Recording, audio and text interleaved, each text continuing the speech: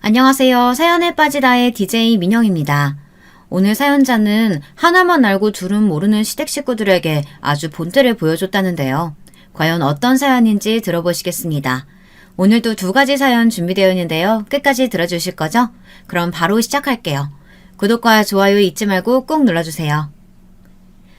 안녕하세요. 저는 40대 여자입니다. 저는 봉사단체를 운영하시는 아버지를 따라 어린 시절을 남미나 아프리카에서 오랫동안 보냈어요. 성인이 돼서 한국에 들어와 생활한 지도 벌써 20년이 넘었지만 아직도 한국 문화가 어렵고 익숙하지 않습니다. 문화가 익숙하지 않다는 게 언어라든지 먹는 거라든지 하는 문제가 아니라 이미 생활에 깊숙이 스며들어 있는 문화를 말하는 겁니다. 한국에 들어와 대학을 다녔는데도 대학 생활을 하면서도 익숙하지 않은 게 많았어요.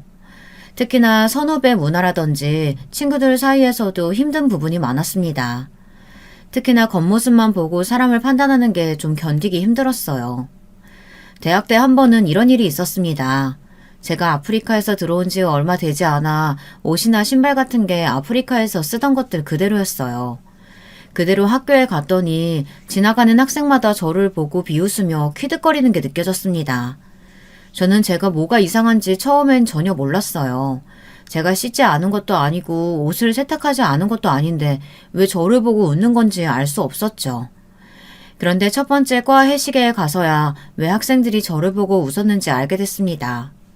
저는 몰랐는데 주변에서 다들 저를 02학번 복학생이라고 불렀대요. 분명 02학번 입학생이 맞는데 입고 다니는 옷이나 스타일이 꼭 복학생 같아서 02학번 복학생으로 부른 거죠. 저는 제 스타일이 좀 촌스럽게 보일 수도 있으니 그렇게 부를 수도 있겠다 싶어 친구들이 저를 복학생이라고 부를 때마다 웃어넘겼어요.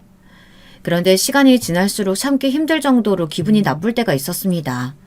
친구며 선배들이 다들 저를 위한답시고 한마디씩들 하는데 그게 좀 듣기 거북하더라고요. 그래서 제 생각을 솔직하게 말했어요. 아무리 아프리카에서 살다 왔어도 그렇지 여기는 한국이고 이제 대학생인데 외모에도 좀 신경 써야 되지 않을까? 그래, 네가 이상하다는 게 아니라 네가 이러고 다니면 널 모르는 애들이 괜히 무시한다니까. 맞아. 다른 과 애들이 너 운동화 그거밖에 없는 것 같다고 뒤에서 수근거리는 거 들었다니까. 그래, 운동화도 운동화인데 가방 그거 몇 푼이나 한다고 그냥 좀 이름 있는 거 하나로 사라. 네 가방 도대체 어디 브랜드 거야? 우리 나이에 이런 가방 드는 애가 어딨냐? 동기 하나가 제 가방 브랜드를 찾겠다고 여기저기 들춰보기까지 했어요. 저는 기분이 상했지만 애써 웃어 보였습니다. 이 가방이 왜? 책도 많이 들어가고 튼튼해서 난 너무 좋은데. 그리고 나 운동화 이거 하나만 있는 거 맞아. 대학 졸업할 때까지는 이거 하나만 신을 거야. 가방이고 운동화고 다 깨끗하고 멀쩡한데 또 뭐하러 사? 제가 옷도 거의 사지 않고 신발도 하나만 신고 다니겠다고 하자 동기며 선배들은 제가 많이 가난한 줄 알았던 것 같아요. 그 이후로는 더 지적하지 않더라고요. 한국에 오고 나서 제일 놀란 건 다들 돈을 많이 벌거나 부자가 아닌 것 같은데 유행에 굉장히 민감하다는 겁니다. 유행하는 옷을 입지 않거나 브랜드 운동화나 가방을 들지 않으면 사람을 무시한다고 생각했어요. 물론 그런 사람들이 있을 수도 있지만 저는 상관없었습니다. 저는 그렇게 생각하지 않았거든요. 제가 어릴 때부터 자라온 곳에서는 비싼 옷이나 가방을 만들기 위해 많은 사람이 노동착취를 당하고 있었고 다른 나라 사람들이 몇 번 입고 버린 옷이나 가방들이 산처럼 쌓여 있었습니다. 그런 모습들을 자연스레 보고 자랐기 때문에 저는 물건을 함부로 살 수도 버릴 수도 없었어요.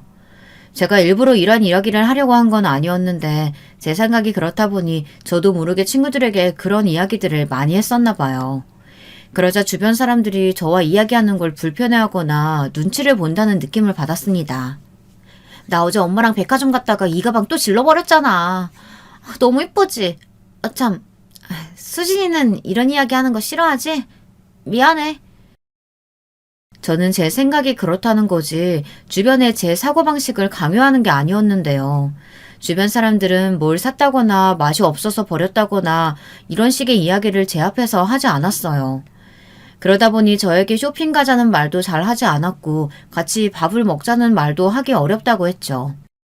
그래서 대학 생활은 좀 외로웠어요. 제 생각이나 사고방식도 중요하지만 사람들과 어울려 지내는 것도 중요하니 저는 사회에 나와서는 많이 고치려고 노력했어요. 더는 유난하고 유별난 사람으로 보이고 싶지 않았습니다. 저는 대학을 졸업하고 직장에 들어가서는 튀지 않으려고 노력했어요. 유행하는 옷도 사서 입고 신발이나 가방도 좀 샀습니다. 그렇게 저도 어느새 한국의 평범한 직장인이 되어 있었습니다. 출퇴근에 힘들어하고 상사의 잔소리에 스트레스 받는 평범한 직장인이요. 그러던 중 남편을 만나게 됐습니다. 남편은 직장에서 만났어요. 당시에 저희가 다니던 회사는 국내에서도 꽤 알아주는 외국계 회사였어요. 그러다 보니 분위기도 굉장히 자유롭고 복지가 좋았습니다. 그런데 제가 회사를 이직하게 됐어요. 회사에 불만이 있어서 이직을 하게 된 건 아니에요. 아버지가 운영하시는 봉사단체의 일이 한국에서도 해야 할 일이 많아 한국에 또 지부를 만들었어요. 아버지의 제안으로 제가 그 일을 맡아서 하게 됐습니다. 때마침 남편이 자연스레 결혼 이야기를 꺼냈어요. 연애도 몇 년 했고 둘 다 나이도 있으니 슬슬 결혼을 하자고요. 대단한 프로포즈는 아니었지만 저도 남편과 결혼하고 싶었어요. 제가 한국에 와서 산 지 꽤 됐지만 사실 마음을 나눌 친구도 별로 없고 의지할 사람도 없었어요. 가족들이 다들 외국에 있다 보니 항상 혼자인 것 같았어요. 그때 저를 가장 많이 위로하고 도와준 게 남편이었어요. 3년 넘게 연애하면서 항상 제 곁에 있어줬죠. 이런 남자라면 결혼해도 잘 살 수 있겠다 싶었습니다. 남편이 워낙 책임감이 강하고 다정다감한 성격이라 동생이 있을 줄은 알았는데 남편은 3남매 중에 장남이었습니다. 밑으로 남동생과 막내 여동생이 있었어요. 더군다나 시아버지께서 군인이시라 굉장히 엄하고 무뚝뚝하시대요. 그러다 보니 시어머니와 동생들도 남편에게 많이 의지하는 것 같더라고요. 저는 상견례 날 시어머니를 처음 뵀는데 같은 세대인 저희 친정엄마와는 많이 달라 보였어요. 친정엄마는 내내 아버지를 따라 외국 생활을 오래 하셨기 때문에 언제나 씩씩하셨어요. 반면 시어머니는 좋게 말하면 소녀 같아 보였고 제 솔직한 마음으로는 좀 철이 없는 느낌이었어요. 시어머니는 저를 보자마자 남편과 동갑이라는 게 마음에 안 든다는 투로 이야기를 하시더군요. 우리 아들이 일만 하느라 홍기를 놓쳐서 며느리는 좀 더 어렸으면 했는데 새아기 때래가 동갑이라고 하니 사실 좀 걱정이 되네요. 금방 애나 생길까 싶어서. 어머니는 아직 식도 안 올렸는데 벌써 무슨 아기 이야기를 해요. 저희 둘 다 아직 아이 생각은 없어서 천천히 가질 거예요. 아이고 아들, 애가 그렇게 갖고 싶다고 척척 아무 때나 생기는 게 아니야. 그것도 애 엄마가 어릴 때 얘기지. 애 엄마가 30대 중반이면 노산이라 생기기도 어렵다니까. 시어머니는 남편이 장남이라 손주를 빨리 보고 싶어 하셨어요. 그래서 그런지 제가 남편과 동갑인 게 마음에 안 드시는 눈치였죠. 근데 바깥 사돈 어른은 외국에서 일하신다더니 많이 바쁘신가 봐요? 상견례 날도 못 오시는 걸 보면. 네, 수진이 아빠가 지금 아프리카에 있는데 바로 한국에 들어올 수 있는 상황이 아니어서요. 죄송해요. 아마 결혼식 전에는 들어올 거예요. 친정엄마의 설명에도 시어머니는 영 탐탁치 않으신지 별말이 없으셨어요. 그때 시아버지께서 신경이 쓰이셨는지 시어머니를 툭 건드리시며 괜찮다고 해주셨습니다. 일이 바쁘시면 그럴 수도 있죠. 우리 며느리가 일찍부터 가족들하고 떨어져 사느라 많이 외로웠겠어요. 맞아요. 딸 혼자 한국에 보내놓고 매일 마음 쓰였는데 이렇게 좋은 짝을 찾았으니 다행이죠. 그런데 그때 연신 상견례 장소인 식당의 음식이 별로라고 투덜거리던 시누이가 어른들 말씀하시는데 대뜸 끼어들었습니다. 아프리카면 엄청 오지에 위험한 데 아니에요? 뭘 하시길래 그런 힘든 데까지 가서 일하세요? 오지고 위험한 데라서 아버님께서 가신 거야. 봉사단체 운영하시거든. 수진이도 그쪽에서 일하고 있고. 봉사단체? 그런 걸 직업이라고 할 수 있나? 돈을 많이 버는 것도 아닌데. 바깥 사돈도 너무하시네요. 멀쩡히 좋은 회사 다니는 딸을 굳이 데려다가 고생을 시키시고. 이 사람이 안사돈도 계신 자리에서 무슨 소리라는 거야? 내가 뭐 틀린 말 했어요? 안사돈 안 그래요? 우리끼리 있으니까 하는 말이지. 바깥 사돈이 고집이 좀 있으신가 봐요. 그 먼 나라까지 가서 온 식구 다 고생시키고. 저희는 고생이라고 생각 안 해요. 남편이 하는 일이 옳다고 생각하고 지지하고 있습니다. 아이고, 대단하시네요. 시어머니의 빈정거리는 말투에 순간 상견례 장애의 정적이 흘렀습니다. 시아버지께서 시어머니를 향해 혀를 차시며 저와 친정엄마에게 좀 이해해달라고 하셨어요. 친정엄마는 당연히 괜찮다고 하셨지만 저는 괜찮지 않았습니다. 상견례 이후 저는 고민이 많아졌어요. 예비 시어머니나 시누이가 제가 생각한 것과는 좀 다른 것 같아서요. 사실 친정엄마가 속상하실까봐 제가 말은 안 했는데 상견례가 끝나고 화장실에 들렀다가 제가 듣지 말았으면 좋았을 이야기를 들었습니다. 시어머니와 시누이가 화장을 고치며 이야기를 나누는데 저와 저희 친정어머니 이야기를 하고 있더라고요. 아무리 가난한 나라에서 살고 왔다고 해도 그렇지 명색이 상견례 날인데 둘 다 옷차림이 그게 뭐니? 누가 보면은 조금 전에 아프리카에서 배 타고 들어온 줄 알겠다. 그러니까 오빠는 도대체 저런 구질구질한 언니가 어디서 좋아서 결혼한다는 거야? 못생겼으면 나이라도 어리든지 아니면 집안에 돈이라도 많아야지. 우리 오빠가 어디가 모자라서 저런 집안에 장가래 가냐고. 어쩌겠니? 엄마가 우리 아들을 너무 착하게만 키워서 그런걸. 얘가 날 닮아서 계산적이지 못해. 내 친구들 보니까 오빠 결혼할 때 새언니들한테 명품 가방도 받고 그러던데. 명품 가방은커녕 양말 한 짝도 못 받게 생겼네. 저는 너무 기분이 상해서 당장 뛰쳐나가 결혼이고 뭐고 다 뒤집어버리고 싶었지만 그럴 수 없었습니다. 지금까지 살면서 겪지 않았던 일도 아니에요. 제 옷차림이나 스타일을 가지고 뒤에서 수군거리는 일은 대학 때부터 무수히 겪었던 이야기입니다. 세상에 완벽한 사람이 어디 있겠어요. 제가 남편을 선택했고 남편의 가족들과 가족이 되기로 이미 결심했으니 제가 감수해야 할 일이었죠. 그렇게 저와 남편은 결혼했습니다. 남편과의 결혼 생활은 행복했어요. 제가 태어난 나라였지만 한국에 있는 동안 이곳이 내 집이라는 느낌이 든 적이 없었는데 남편과 함께 살다 보니 어느새 이곳이 제 집이 되어 있더군요. 그리고 남편도 저와 살면서 안정감을 많이 느꼈어요. 남편 말이 결혼 전에는 무섭고 엄한 아버지와 철없는 어머니 사이에서 힘들었대요. 어릴 때부터 두 분이 싸우실 때마다 중간에서 중재를 해야 했다고 하더라고요.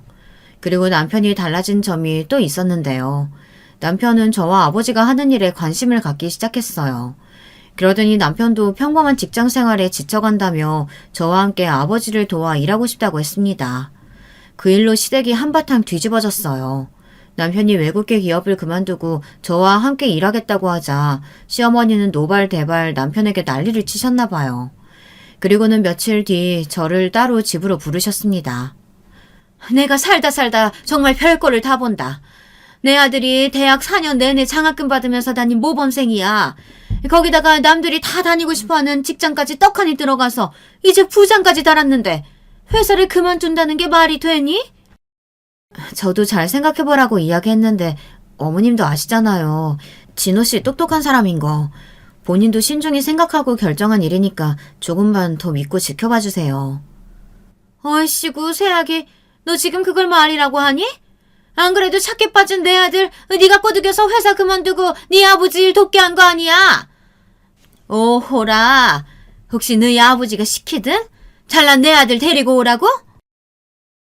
시어머니는 흥분해서 아무 말이나 막 하시더니 나중에는 있지도 않은 일을 마치 사실처럼 부풀려서 말하시더군요. 마치 저희 친정아버지가 저에게 시켜서 남편이 회사를 그만두고 아버지 일을 돕게 한 것처럼요. 저는 그런 것 아니라고 남편이 결정한 거라고 100번도 넘게 말했었는데 시어머니는 제 말을 듣지도 않으셨어요. 이래서 집안에 여자를 잘 들여야 하는 건데 내가 너 처음 봤을 때부터 마음에 안 들었어. 딱 봐도 똑똑한 척 하는 게 남편 꽉 쥐고 흔들 줄 알았다니까. 아휴, 꼴 보기 싫으니까 당장 나가라. 저는 태어나 그런 대접은 처음 받아봤습니다. 아무리 화가 나셔도 그렇지 시어머니는 제가 보기 싫으시다며 막무가내로 나가라고 하셨어요. 그날 저는 집에 돌아오면서 너무 서러워서 눈물을 쏟았습니다. 이런 이야기를 남편에게 해봐야 남편이 저보다 더 속상해할 것 같아 말도 못하고 꾹 참았어요. 남편이 회사를 그만두고 본격적으로 저와 함께 일하기 시작하면서 시어머니는 저를 대놓고 미워하셨습니다. 남들이 부러워하는 그 좋은 회사에 다니던 아들이 저 때문에 회사를 그만뒀다고 생각하셨죠. 남편이 아무리 아니라고 해도 시어머니는 들은 채도 안 하셨어요. 저도 더는 이야기하지 않았습니다. 시어머니께서 너무 속상하신 나머지 그냥 그렇게 믿고 싶으신 것 같아서요. 물론 시어머니께서 저를 구박하고 미워하시는 게 괜찮았던 건 아니에요. 저도 사람인지라 당연히 서운했죠. 그러던 중 시댁에 좋은 일이 생겼습니다. 시동생이 결혼을 한다네요. 저는 몰랐었는데 알고 보니 시동생이 연애를 오래 한 여자친구가 있었더라고요. 예비 동서는 원래 그림을 그리다가 잘 안 돼서 미술학원에서 아이들을 가르친대요. 그 사실을 알게 된 건 시어머니께서 이야기를 해주셔서 알게 됐습니다. 시동생 상견례 전에 시어머니와 시누이와 함께 옷을 사러 백화점에 갔었는데 시어머니께서 연신 예비 동서 이야기를 하시더라고요. 대학 때부터 둘이 죽고 못 살길래 그냥 한 살이라도 어릴 때 결혼하라니까. 그림 작가로 성공하면 결혼하겠다느니 많이 그렇게 고집을 피우더니만 결국은 그림 작가는커녕 남의 밑에서 애들이나 가르치면서 나이만 먹고 30 다 넘어서야 결혼하겠다네. 그 언니도 가만 보면 은근 똥꼬집이야. 20대 내내 취업도 안 하고 아르바이트 하면서 그림만 그렸잖아. 한심해서 원. 본인도 대학 졸업하고 몇 년 동안 제대로 된 직장에 취직도 못하고 있으면서 시누이는 남의 말이라고 참 쉽게 하더군요. 그래도 꿈이 있으니까 아르바이트까지 하면서 열심히 버텼겠죠. 저는 너무 멋있는데요. 나중에 꼭 그림 보여달라고 해야겠어요. 네가 그림을 보면 뭐 아니? 쓸데없는 신경 쓰지 말고 빨리 옷이나 골라. 너 내일 상견례 자리에 평소대로 하고 나갔다가는 사돈댁한테 우리 집안 통째로 다 무시당해. 내일은 절대 그 꼴도 보기 싫은 가방 가지고 오지 말고 꼭 이거 들고 나와. 알았지? 시어머니는 평소 제가 들고 다니던 가방이 꼴 보기 싫었다면서 본인 명품 가방까지 빌려주셨어요. 저는 괜찮다고 하는데도 당신이 괜찮지 않다고 하셨죠. 이제만 말이지만 사실 저는 시누이와 시어머니가 이해가 되지 않을 때가 많았어요. 시아버지께서 군인으로 제대하시고 현재 작은 회사 고문으로 근무하고 계세요. 말이 좋아 고문이지 명함만 가지고 있는 거라 월급은 많지 않았습니다. 물론 시아버지께서 연금도 나오시지만 그래도 생활비가 부족하다고 하셔서 저희와 시동생이 매달 시부모님께 생활비를 조금씩 드리고 있어요. 그래서 시아버지는 항상 저희 부부와 시동생에게 미안하게 생각하십니다.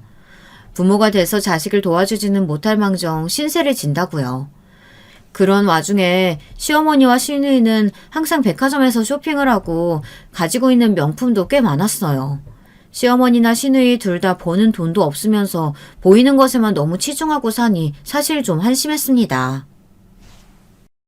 언니가 하고 다니는 꼴이 얼마나 마음에 안 들었으면 우리 엄마가 저 아끼는 가방까지 빌려주겠다고 하겠어. 어른 말에 토 좀 달지 말고 그냥 좀 들어요. 올케 언니는 지질도 없으면서 자존심 부리는 거 그거 좀 고쳐야 돼. 철없는 시어머니와 시누이가 하는 말이야 항상 한 귀를 듣고 대충 흘리려고 하는데도 그게 마음처럼 쉽지 않았습니다. 오는 말이 고와야 가는 말도 고운 법이니까요. 아가씨 말 참 이상하게 하네요. 지금 아가씨가 입고 있는 옷이며 가방, 구두 뭐 하나 아가씨가 번 돈으로 산 거 하나도 없으면서 저더러 지지리도 없다뇨. 저는 돈이 있어도 조금 더 의미 있는 곳에 쓰고 싶을 뿐이에요. 시누이가 하는 말이 말 같지 않아서 지금까지 대꾸하지 않았지만 그날은 저도 참기 힘들어서 싫은 소리를 좀 했습니다. 그러자 시누이가 눈을 동그랗게 뜨고 손을 부들거리더군요. 그런데 그때였어요. 옆에 있던 시어머니가 제 말이 어이가 없다는 듯 콧방귀를 뀌었어요. 내가 네 시어머니로서 충고하는데 남 도와줄 돈 있으면 제발 네 옷이나 한 벌 사 입어라. 남 돕는 것도 다 주제가 돼야 돕는 거야. 내 아들이 너랑 살다가 너처럼 추레하게 살까봐 내가 그게 걱정이다. 저는 이 정도로 말이 안 통하는 사람들과 한평생 가족으로 살아야 한다는 게 답답하기만 했습니다. 그래도 그나마 다행이었던 건 새로 가족이 된 동서는 저와 말이 좀 통했다는 겁니다. 동서는 저와 달리 성격도 밝고 시원시원했어요. 시어머니와 시누이 앞에서 하고 싶은 말은 그때그때 시원스럽게 하더라고요. 한 번은 그런 적이 있었어요. 시동생과 동서가 집들이를 한다고 시댁 식구들을 초대했습니다. 그런데 시동생과 동서 신혼집이 청담동에 있더라고요. 제가 알기로는 시동생도 일반 중소기업에 다니고 동서도 작은 미술학원에서 아이들을 가르친다고 들은 것 같은데 땅값 비싸기로 유명한 청담동에 신혼집을 구했다고 하니 신기했습니다. 그런데 금방 그 궁금증이 풀렸어요. 동선의 신혼집에 들어가자마자 신우이가 설레발을 떨면서 다 떠들더군요. 나는 세원이가 대학 때부터 그림 그리면서 아르바이트 계속 한다길래 지지리도 없는 집구석 딸내미인가 보다 했더니만 이 집 세원이 아버지가 해준 거라면서요? 대박. 세원이네 친정 부자예요? 제 동생도 아닌데 신우이가 입만 열면 저는 항상 제 얼굴이 다 뜨거워졌습니다. 강남 산다고 다 부자는 아니에요. 제가 어릴 때부터 계속 강남에 살아서 친정 부모님이 멀리 가는 거 싫다고 전세를 얻어주신 거예요. 여기가 내가 일하는 학원하고도 가깝고요. 동서는 강남 파락군 출신이더군요. 동서 말이 동서네 친정 부모님이 치맛바람이 좀 심해서 교육 문제로 강남에서 주고 사셨대요. 그래도 강남 살면 우리나라에서 제일 부자 동네에 사는 거 맞죠? 뭐 누구네는 아프리카에 사는데. 신우이는 백화점에서 있었던 일 이후로 대놓고 저를 자꾸만 비꼈습니다. 저는 애써 무시하고 동선에 집 구경을 했어요. 역시나 미술을 전공한 사람이라 그런지 집도 너무 예쁘게 잘 꾸며놓고 벽에 걸린 그림들도 너무 좋았습니다. 다 동서가 그린 그림이라던데 이대로 그림을 포기하기에는 실력이 너무 아깝더라고요. 제가 사실 그림에 관심이 많아요. 그림을 사고 팔 때 큰돈이 오고 가다 보니 그림을 판 돈을 기부하거나 미술품을 기부하는 경우가 많거든요. 그러다 보니 남미에 있을 때 아버지를 따라 전시회도 많이 갔었고 경매장도 따라다니고는 했었어요. 제가 보기엔 동서 그림이 훌륭해 보였어요. 저는 동서 실력이 너무 아까워서 그림을 계속 그리면 좋겠다고 이야기했습니다. 그러자 시어머니와 시누이가 또 제 앞에서 콧방귀를 뀌었어요. 가소롭다는 듯이요. 그네 네가 외국에서 좀 살다 왔다고 동서 앞에서 고상한 척 하고 싶은가 본데 사실 네가 외국에서 공부하고 온 것도 아니고 못 사는 나라 돌아다니면서 치질이 고생만 하다 온 거잖아. 그런 안목 가지고 네가 뭘 안다고 이제 맘 잡고 일하는 애한테 왜 이래라 저래라니? 가만 보면 시어머니와 시누이는 사람을 헐뜯고 구박하는데 아주 재주가 넘쳤어요. 제가 무슨 말이라도 하면 헐뜯으려고 기다리고 있었던 사람들처럼 달려들었죠. 그런데 제 안목이 틀리지 않았다는 걸 증명하는 일이 생겼습니다. 제 말에 동서가 한 번 더 용기를 내서 그림을 그렸는데 그게 대박이 났습니다. 동서가 아마추어 전시회에 그림을 출품했는데 그게 반응이 좋아서 SNS를 통해 동서에게 그림 의뢰가 빗발쳤어요. 그뿐이 아니에요. 외국의 한 식품 브랜드에서 동서 그림이 마음에 든다며 협업 작품 계약 제의까지 들어왔습니다. 동서는 그림을 다시 시작한 지 1년 만에 세계에서 가장 주목받는 젊은 아티스트로 이름을 올렸습니다. 동서는 미술학원을 그만두고 외국 여기저기 전시회에 초대받아 다니느라 바빴어요. 동서는 얼마나 착한지 몰라요. 본인이 잘해서 이뤄낸 성과인데 항상 저에게 고마워했어요. 이게 다 형님 덕분이에요. 집들이 난 형님이 오셔서 제 그림 봐주지 않으셨으면 저에게 이런 행운은 일어나지 않았을 거예요. 이번에 전시회 잘 끝나면 수익금 일부는 형님네 단체에 기부하고 싶은데 받아주실 거죠? 어머머머 둘째야 그게 무슨 소리야. 네가 잘해서 네가 번 돈인데 큰애가 뭘 한 게 있다고 얘한테 고맙대. 그러게. 암튼 세원이는 너무 착하다니까. 생판 모르는 사람들 도와줄 돈 있으면 전화 좀 도와주세요. 동서 말에 제가 대답할 틈도 없이 시어머니와 시누이는 자기들 말하기 바빴어요. 시어머니와 시누이는 동서 그림이 비싸게 팔린다는 말만 듣고 신이 나서 입이 귀에 걸렸습니다. 동서가 시댁에만 오면 옆에 착 붙어서 아부를 떨며 추켜 세우기 바빴어요.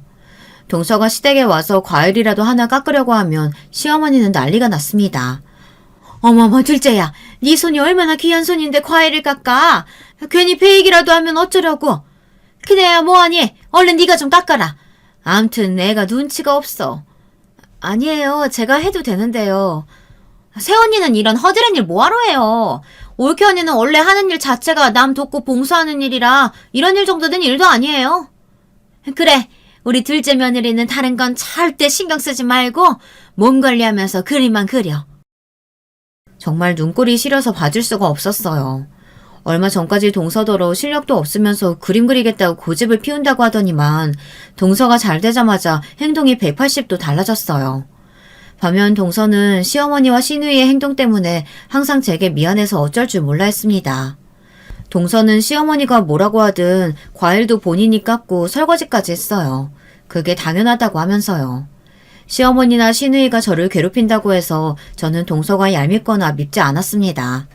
오히려 동서가 있어서 더 좋았습니다. 동서라도 없었으면 저는 시댁에서 숨도 제대로 못 쉬었을 거예요. 그러던 어느 날이었어요. 뜬금없이 시어머니께서 저를 호출했습니다. 시어머니가 교회를 다니시는데 권사가 됐다면서 교회 분들을 집에 다 초대하겠다고 하더라고요. 그러면서 하는 말이 저에게 식사 준비를 맡아서 하라고 하셨어요. 원래 그런 일은 큰며느리가 하는 거라고요. 저는 기가 찼습니다. 결혼하고 지금까지 한 번도 저를 큰며느리로 대접해준 적도 없으면서 부려먹을 때에는 또 큰며느리라네요. 교회 목사님까지 다 초대했으니까 음식 대충 차리지 말고 신경 써서 해. 네가 없는 사람들 돕는 일 한다고 음식도 없어 보이게 대충 하지 말고. 사람이 참 말하는 게 아다르고 어다른 건데 어쩜 저렇게 말을 밉게 하는지 모르겠습니다. 가만 보면 시어머니는 말로 천냥빚을 갚는 게 아니라 말로 천냥빚을 지는 스타일이었어요. 저는 시어머니께 괜한 잔소리 듣기 싫어서 최선을 다해 음식을 준비했습니다. 제 기준으로 준비하면 또 구질구질하게 준비했네 하며 말이 많을 것 같아 시어머니 기준으로 준비를 했습니다. 호텔식 출장 뷔페를 부르고 백화점에서 디저트도 사다가 준비했어요. 역시나 시어머니 기준에서 생각해서 준비했더니 반응이 좋기는 했습니다. 시어머니 교회분들이 들어오시자마자 휘둥그레진 눈으로 뭘 이렇게 많이 차렸냐고 음식에서 눈을 떼지를 못하셨어요. 그런데 문제는 음식이 아니었습니다. 시어머니는 작정하고 저를 한 방 먹이려고 부르신 것 같았어요. 바쁘게 준비하느라 앞치마를 두른 채 교회분들에게 인사를 하러 나갔는데 시어머니께서 저는 쳐다도 안 보고 말도 안 되는 소리를 하시더군요. 고생했어요. 이제 그만 가봐도 돼요. 아이고 다들 앉으세요. 우리 며느리가 나 축하한다고 호텔 출장 뷔페를 불러줬지 뭐예요. 아, 그 외국에서도 엄청 유명한 화가라는 그 며느리요? 네, 얘가 돈만 잘 버는 게 아니라 성격도 얼마나 싹싹한지 몰라요. 제가 교회에서 권사 됐다고 교회분들 모시고 식사 대접하고 싶다고 하더라고요. 저는 순간 제 두 귀를 의심했습니다. 시어머니는 제가 며느리라는 걸 교회분들에게 소개도 안 하시고 동서 이야기만 하셨어요. 마치 이 음식을 모두 다 동서가 준비한 것처럼요. 아무리 제가 미워도 그렇지 하루 종일 시어머니를 위해서 준비한 저에게 어떻게 그러실 수가 있는지 모르겠어요. 저는 그날 집까지 오는 내내 펑펑 울며 집에 돌아왔습니다. 그리고 다짐했어요. 다시는 시어머니에게 이용당하지 않겠다고요. 그날 저녁 시어머니에게 연락이 왔지만 저는 받지 않았습니다. 대신 남편이 전화를 받아 시어머니에게 한 소리 했어요. 엄마, 도대체 왜 그러는 거야?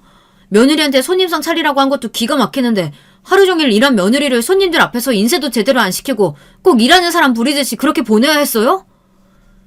며느리가 돼서 그까지 뷔페 좀 불렀다고 내가 사람들 앞에서 업어주기라도 했어야 한다는 소리야? 시어머니는 구제불능이었어요. 당신이 제게 무슨 실수를 하셨는지 전혀 가늠조차 하시질 못했습니다. 아, 됐어요. 나 정말 엄마 때문에 창피해서 엄마 며느리 앞에 얼굴을 못 들겠어. 엄마가 제대로 사과할 때까지 나도 엄마 안 보러 갈 테니까 그런 줄 알아요. 뭐야? 이래서 아들놈은 뼈 빠지게 키워봐야 소용없다니까. 다 자기가 잘나서 큰 줄 알지. 아니지. 이게 다 네 마누라 때문이다. 네 마누라가 중간에서 아주 이간질을 해서 나랑 네 사이까지 갈라놓은 거라니까? 시어머니는 무슨 일만 생겼다 하면 다 제 탓으로 몰아갔어요. 이제는 남편과도 말이 통하지 않았죠. 그날 이후 남편과 저는 한동안 시댁에 가지 않았습니다. 저나 남편이나 일이 바쁘기도 했지만 시어머니를 만나봐야 좋은 소리도 듣지 못하니 갈 이유가 없었죠. 그러던 중 동서에 좋은 일이 생겼어요. 시동생에게 연락이 왔는데 동서가 지금까지 우리나라며 외국에서 팔린 그림들이 정산이 들어왔는데 그 돈이 어마어마해서 고민하다가 청담동에 건물을 매입하기로 했다더라고요. 저는 너무 기뻐서 동서와 시동생을 축하했어요. 거기다가 최근에 시동생도 직장에서 승진을 했다고 하더군요. 여러모로 동서에 축하할 일들이 생겼으니 안 만날 수가 없었습니다. 동서가 한턱 쏘겠다고 해서 강남의 유명 호텔에서 식구들끼리 식사하는 자리를 가졌습니다. 그런데 오랜만에 만난 시아버지가 어딘가 안 좋아 보이셨어요. 최근에 만났을 때보다 살도 너무 빠지셨고 식사도 잘 하지 않으셨어요. 저는 걱정이 돼서 어디 안 좋으신 거 아니냐고 여쭙습니다. 그러자 시아버지께서 최근에 살도 좀 빠지고 대변 보는 것도 영 신통치 않다고 하시더라고요. 저는 아무래도 시아버지 건강에 문제가 있으신 것 같아 이것저것 더 물었어요. 그런데 그때 갑자기 시어머니께서 버럭 소리를 질렀습니다. 우리 둘째 며느리가 사주는 비싼 밥 먹는데 소 안 되게 굳이 똥 얘기를 해야겠어? 아유 진짜 더러워서 원. 저 사람이 저렇다. 남편 퇴직하고 돈 못 번다고 아주 나한테는 관심도 없어. 아이고 자기가 돈 못 버는 줄은 아네.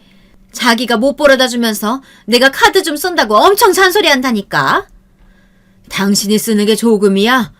버는 것도 없으면서 매일 백화점 명품관만 드나들면서. 우리 둘째 며느리가 청담동에 건물이 있는데 내가 백화점 명품관 좀 드나들면 어때? 나는 이제 밥을 안 먹어도 배가 부르다. 시어머니는 시아버지가 몸이 안 좋다고 하는데도 전혀 신경 쓰지 않았어요. 오히려 시아버지 잔소리에 카드를 못 쓴다고 하소연만 하셨습니다. 그 뒤로부터 얼마 뒤 저는 아무래도 시아버지 안색이 좋지 않았던 게 마음이 쓰여 시아버지를 모시고 병원에 갔습니다. 시아버지도 아무래도 불안하셨는지 흔쾌히 저를 따라 나섰습니다. 그런데 그때 병원에 가지 않았다면 정말 큰일이 날 뻔했어요. 의사 말이 직장암이라네요.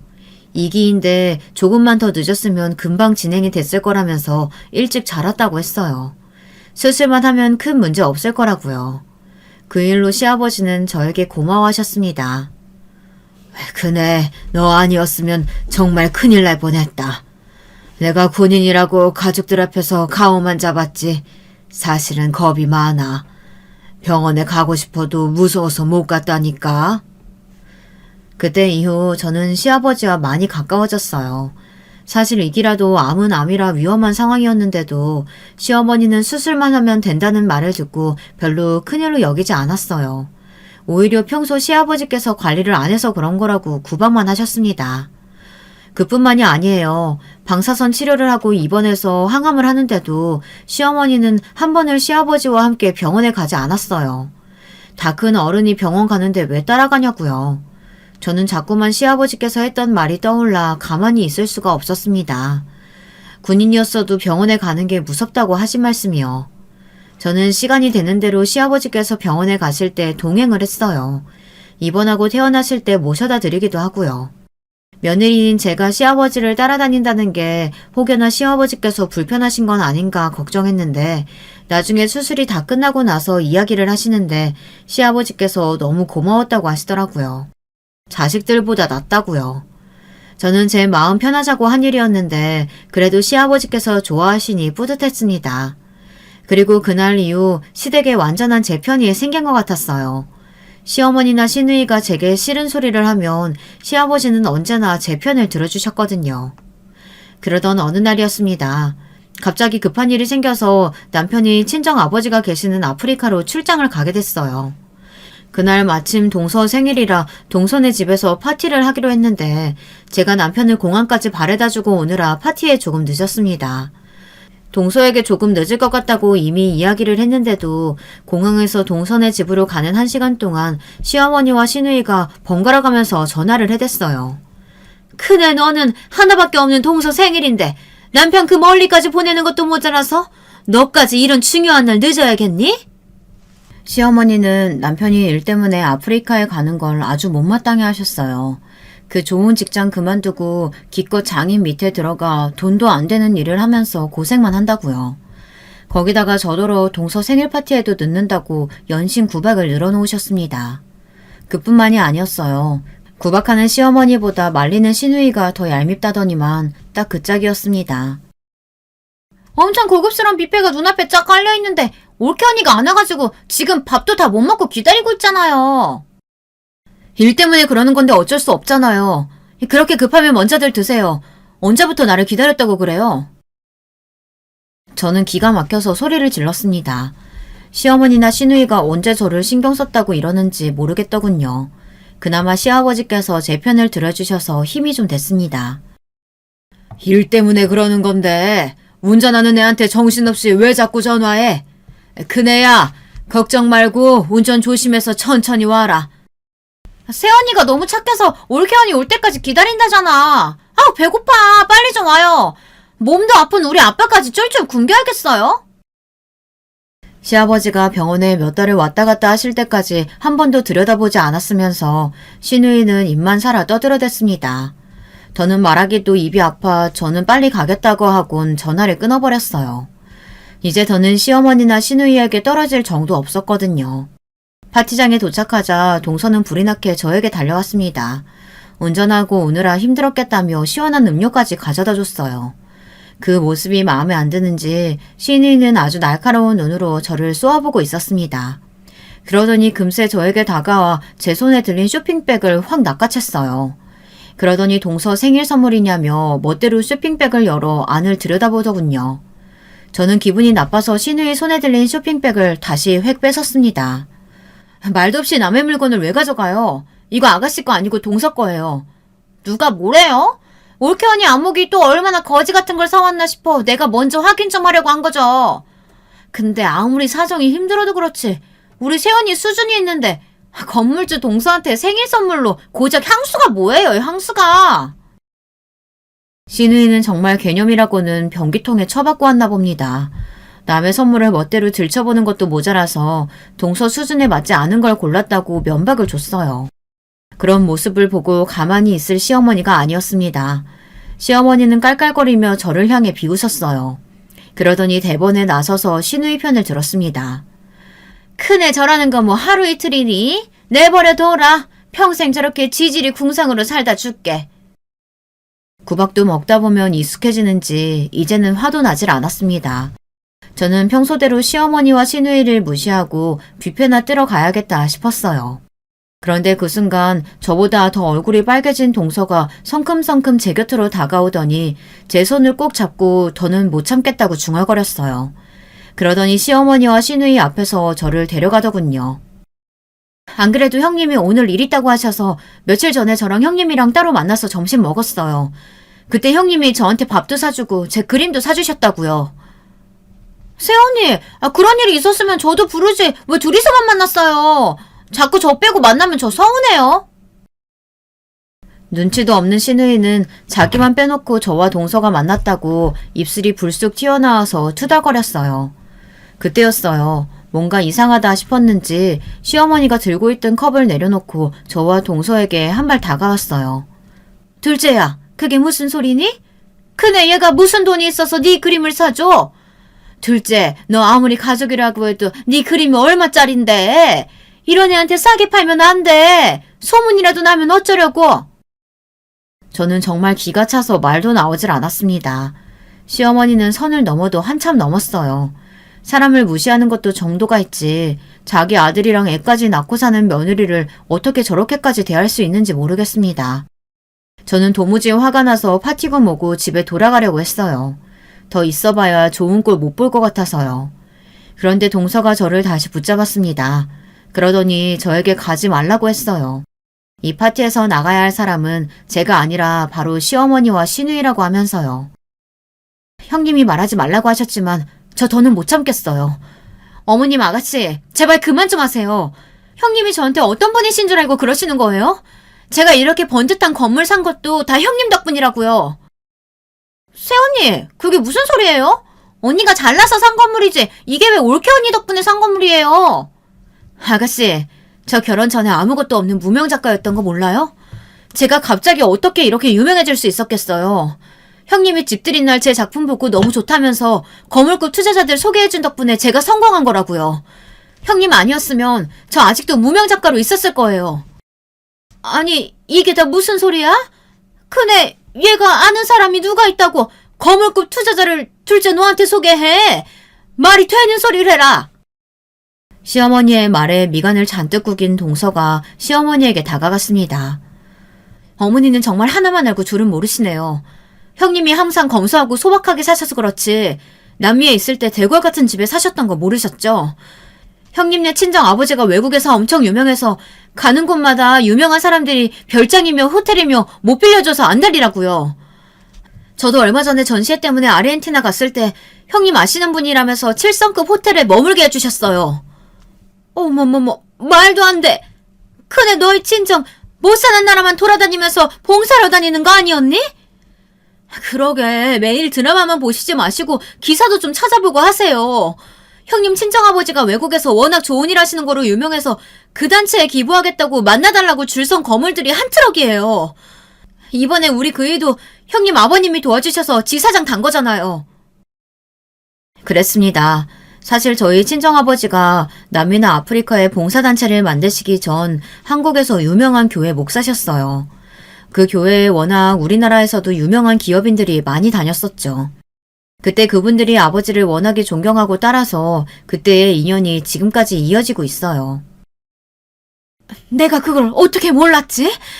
큰애 아버지께서 뉴스에도 나오시는 그런 분이셨어? 큰애야, 암튼 너는 어쩜 애가 어떻게 그렇게 입이 무겁니? 아버지가 그런 대단한 분이셨으면 당연히 말을 했어야지. 어느새 핸드폰으로 저희 친정아버지를 찾아낸 시누이가 입을 쩍 벌리며 설레발을 쳤어요. 이렇게 큰 교회 목사까지 하신 분인데 왜 몰라봤냐면서요. 어머어머, 나 이번 우리나라 대기업이랑 같이 아프리카에 막 학교도 만들고 우물도 만들어줬다고 텔레비전에 나온 거 봤는데? 그럼 언니가 내 자리 하나 알아봐 줄 수 있어요? 가족 좋다는 게 뭐예요? 얘는? 네 주제에 대기업은 무슨 대기업이야? 차라리 대기업을 다니는 남자를 소개시켜달라고 하는 게 낫지. 큰애야, 내가 너 진짜 딸처럼 생각하는 거 알지? 우리 철없는 막내 할 줄 아는 것도 하나도 없는데 네가 좀 주변에 알아봐서 좋은 혼처 자리 좀 알아봐줘. 시누이도 시어머니도 정말이지 염치라고는 없었습니다. 지금까지 저에게 그렇게 못되게 굴어놓고 순식간에 안면몰수 하더니만 이제와 제게 아부를 떨더군요. 그 모습이 얼마나 구차한지 꼴도 보기 싫었어요. 제가 어머니나 아가씨가 저한테 이럴까봐 말 안 한 거예요. 봐요. 아시자마자 자존심도 없이 저 곤란하게 하시잖아요. 그리고 이왕 아신 김에 확실히 말씀드리는데요. 전 절대 아버지 얼굴에 먹칠하는 일은 안 해요. 제가 아가씨 어떤 사람인 줄 뻔히 아는데 미쳤다고 남자를 소개하겠어요? 괜히 무슨 망신을 당하라고요.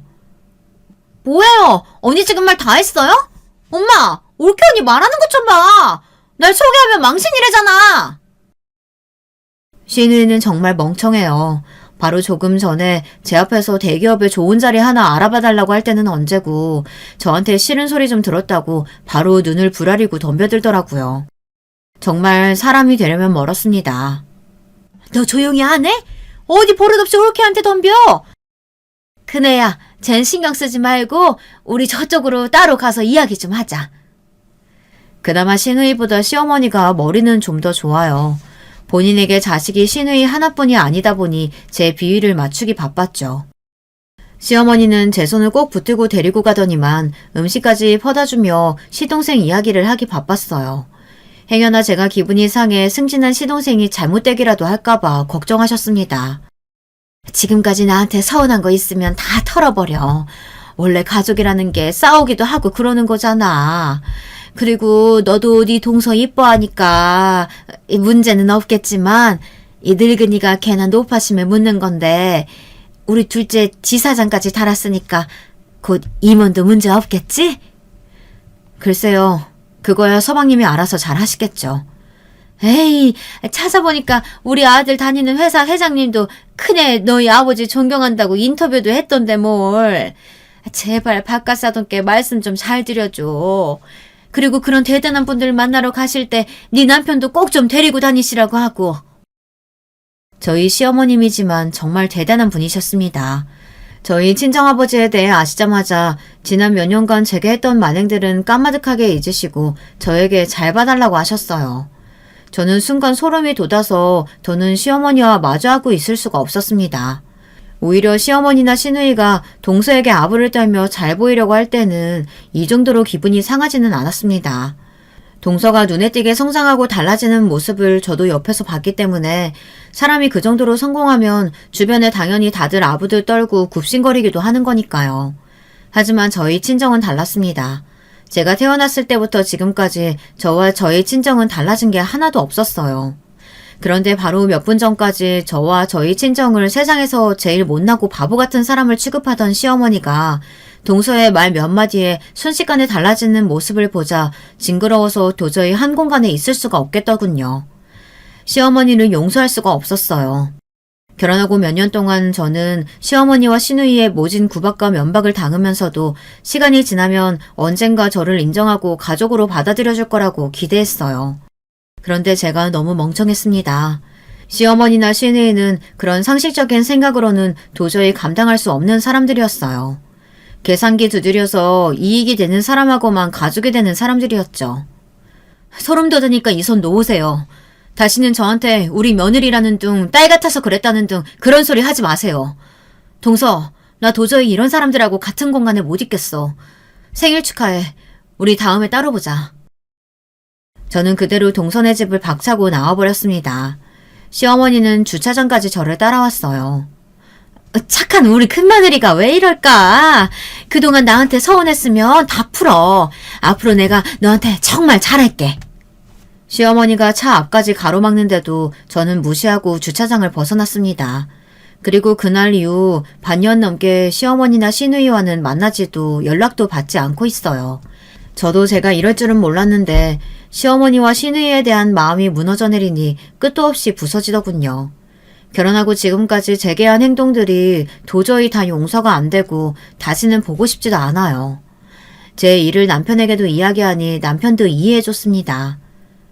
당신이 원하는 대로 해. 내가 말했잖아. 당신이 싫으면 우리 엄마나 내 동생 안 보고 살아도 된다고. 언제나 제 편이었던 남편은 역시나 제가 하고 싶은 대로 하라고 했습니다. 동서도 저를 응원했어요. 시아버지도 마찬가지고요. 시어머니나 시누이가 지금까지 제게 한 짓을 생각하면 제가 많이 참은 거라고요. 저는 요즘처럼 혼란스러운 날이 없었습니다. 지난 반년 동안 시어머니나 시누이를 철저히 무시하고 살아가니 누구 눈치 볼 필요도 없고 상처받을 일도 없어요. 그런데 생각보다 속이 시원하지는 않습니다. 생각 같아서는 시어머니나 시누이 안 보고 살면 10년 묵은 채증이 싹 내려갈 줄 알았는데 그렇지도 않더군요. 매일같이 제게 전화하고 집까지 찾아오는데 신경이 쓰였어요. 여러분이 저라면 어떻게 하시겠습니까? 결혼생활 내내 저나 친정 부모님을 개무시하고 구박했던 시어머니와 시누이를 용서하실 수 있으시겠어요? 저는 아직도 잘 모르겠습니다. 저처럼 고지식하고 세상 물정이라고는 잘 모르는 애가 과연 저렇게 얍삽하고 치졸한 인간들을 가족이라고 인정하고 살 수 있을지 말이죠. 제 이야기를 끝까지 들어주신 여러분들께서 판단해주세요. 여러분의 의견 댓글로 남겨주시면 하나하나 신중히 읽어보고 고민하겠습니다. 지금까지 저의 이야기 들어주셔서 감사해요. 여러분들에게는 언제나 행복하고 즐거운 일만 가득하시길 바라겠습니다. 여러분, 두 번째 사연 시작하기 전에 좋아요, 구독 꼭 눌러주실 거죠? 그럼 두 번째 사연 바로 시작합니다. 안녕하세요. 저는 얼마 전에 있었던 정말이지 충격적인 일을 소개할까 합니다. 열길 물속은 알아도 한길 사람 속은 모른다는 옛말이 있잖아요. 진짜 옛어른 말씀 틀린 것 없다고 제가 이 말을 온몸으로 겪게 될 줄은 꿈에도 몰랐답니다. 다음 주가 되면 결혼 7주년이 되는 저희 부부는 시아버님과 함께 살고 있어요. 함께 살기 시작한 것은 1년이 채 되지 않았는데요. 저희들을 모르는 사람들은 이렇게만 듣고 나면 힘들어서 어떻게 하느냐, 불편하진 않느냐 등의 말들로 저를 위로하시는 경우가 많아요. 하지만 저희 부부와 시아버님을 알고 있는 사람들은 저희더러 복받았다는 말씀을 많이 하신답니다. 그만큼 아버님께서 너무 잘해주시기 때문인데요. 오늘 얘기하려는 것도 다 우리 아버님과 관계된 거예요.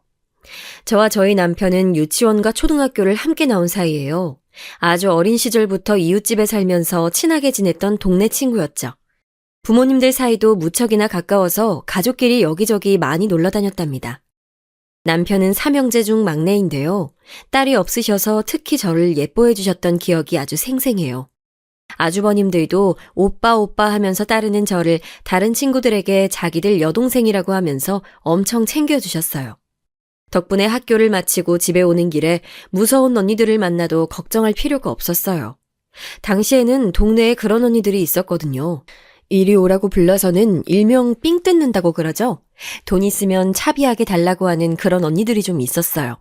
초등학교 입구에서 기다리고 있다가 어린 애들이나 키 작은 아이들을 보면 쫓아가서 돈을 받아냈죠. 저 역시도 그런 일들을 몇 번 겪은 적이 있었어요. 그 사실을 알게 된 아주버님이 언니들에게 절대 건드리지 말라고 하는 바람에 나중에는 그런 일을 겪게 되더라도 언니들이 알아서 저랑 제 친구들은 그냥 집에 보내주기도 했죠. 오빠가 갖고 싶었던 저는 어린 마음에 그런 아주버님들이 너무 든든하고 좋았답니다.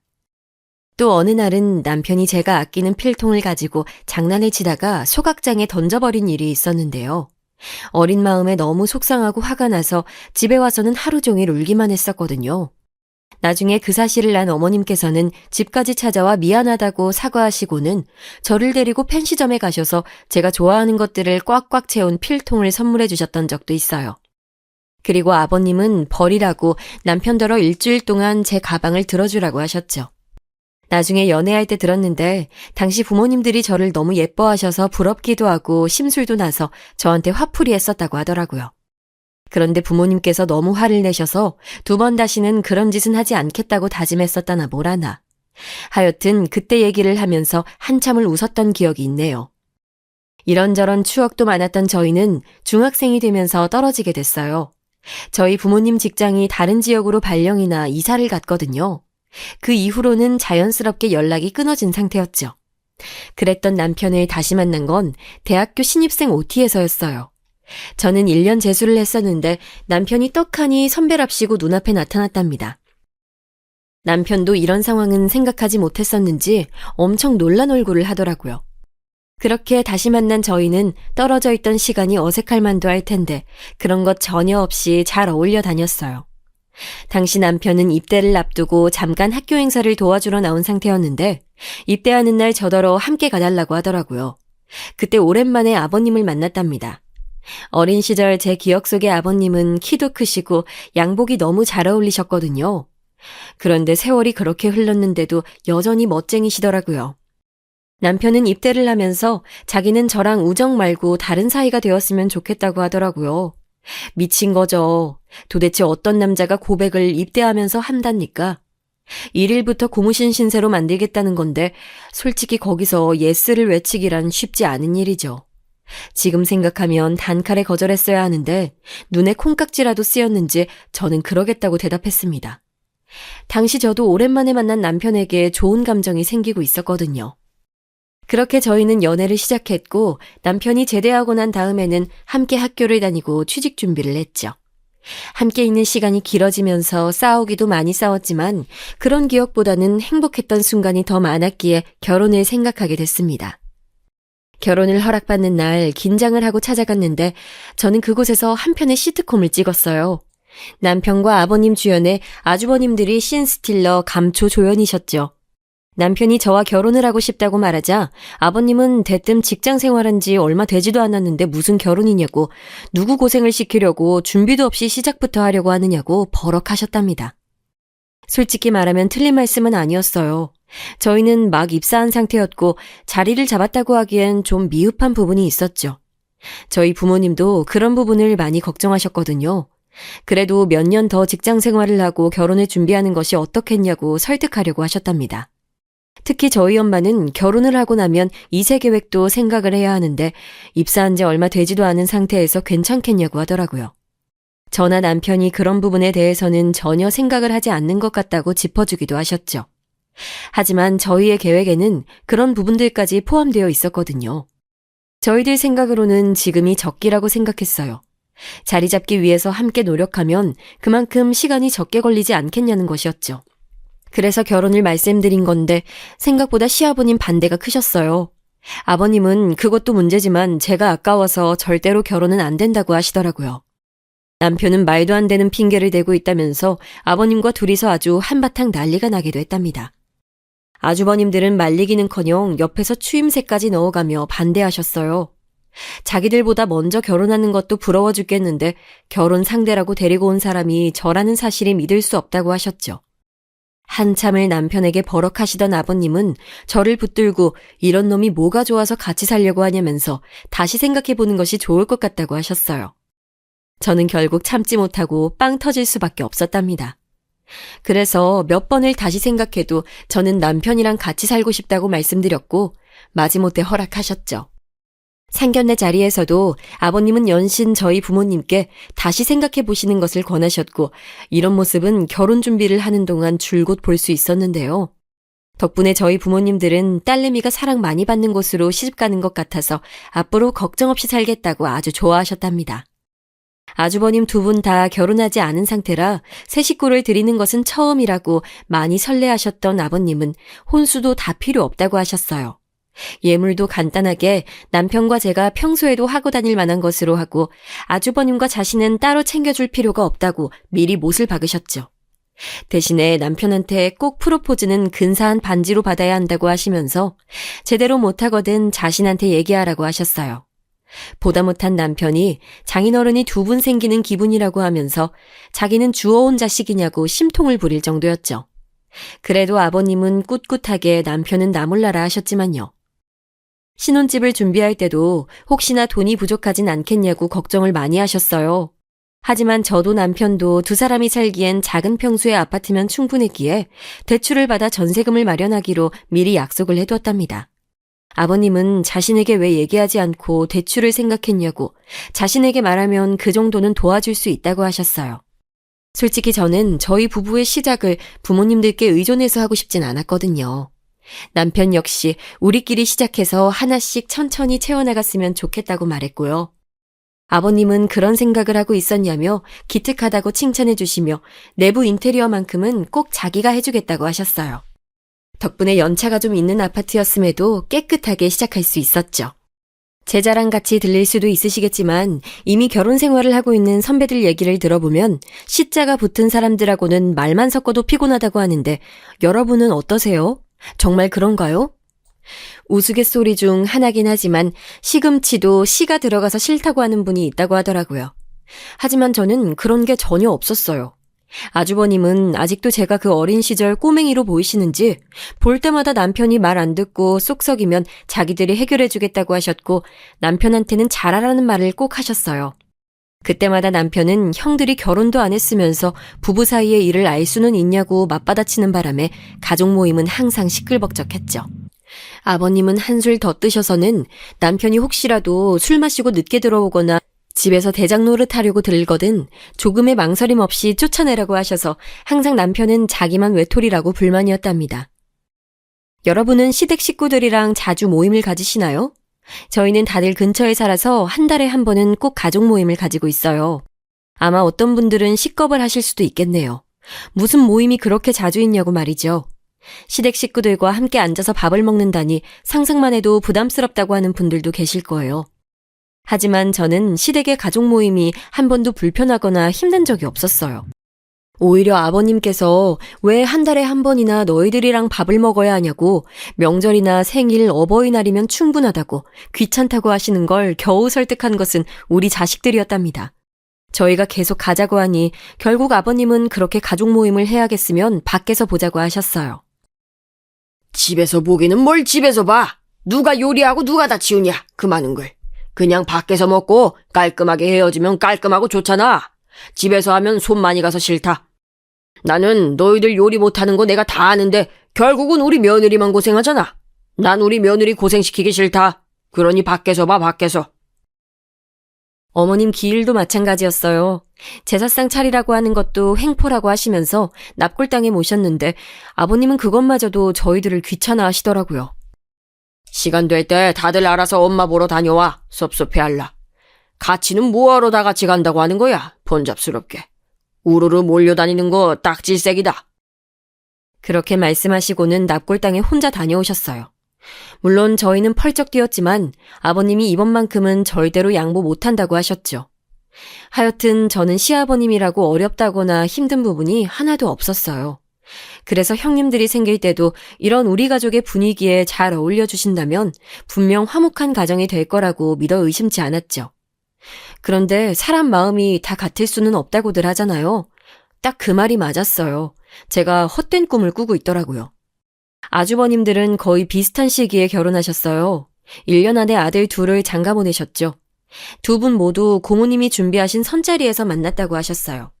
상견례 자리에서 처음 뵙는데 큰형님 되실 분은 차갑게 보이셔도 말씀하시는 게 명쾌하고 둘째 형님 되실 분은 애교가 엄청 많으신 것 같았고요.